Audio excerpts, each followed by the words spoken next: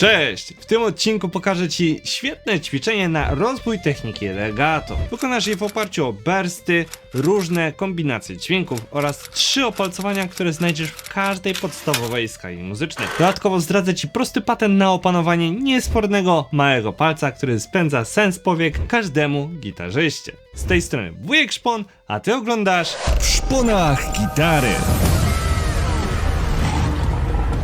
Gitarowy kanał, który prężnie rozwija się dzięki wsparciu patronów.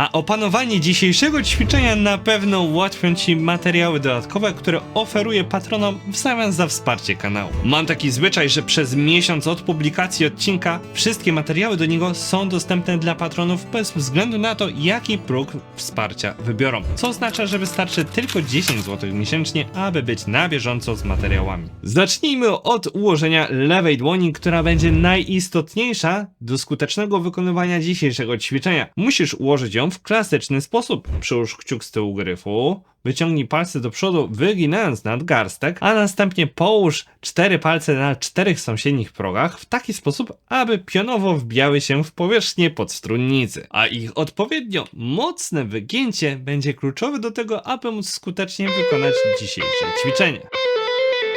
Pamiętaj, aby w miarę możliwości używać tylko jednego palca naraz, bez sumowania ich na gryfie. Po prostu przeskakuj z jednego palca na drugi, uwalniając każdy poprzedni. Taki stosunkowo prosty zabieg pozwoli Twoim palcom poruszać się na maksa swobodnie oraz zapobiegnie spinającej się dłoni. Rozluźnienie dłoni będzie absolutnie krytyczne oraz ważne do tego, aby móc skutecznie korzystać z techniki legato. Musisz używać możliwie jak najmniej siły wkładanej w struny. Aby ułatwić sobie ten proces, postaraj się również poruszać palcami w możliwie jak najbardziej precyzyjny i przemyślany sposób. Na początku odcinka wspomniałem, że wytłumaczę Ci, co zrobić z naszym małym palcem, aby takowy w końcu zaczął nas słuchać.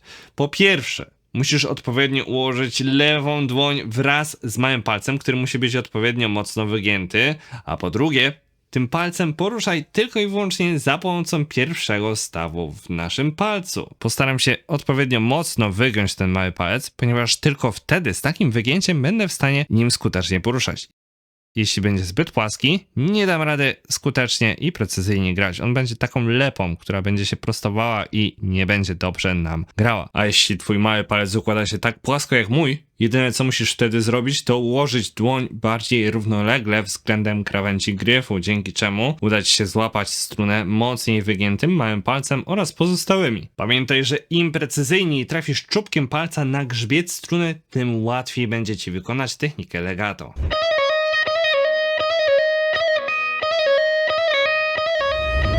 No, w końcu rozpoczynamy trening. Pamiętaj, aby wracać do tego filmu codziennie przez miesiąc i zobaczyć, o ile więcej BPM-ów udało ci się uzyskać. Daj znać w komentarzu, jaki był wynik, oraz zapraszam serdecznie na naszego Discorda, na którym dzielimy się właśnie takimi informacjami. Wklejamy filmiki z dokumentacją naszych ćwiczeń i udzielamy sobie wzajemnie porad.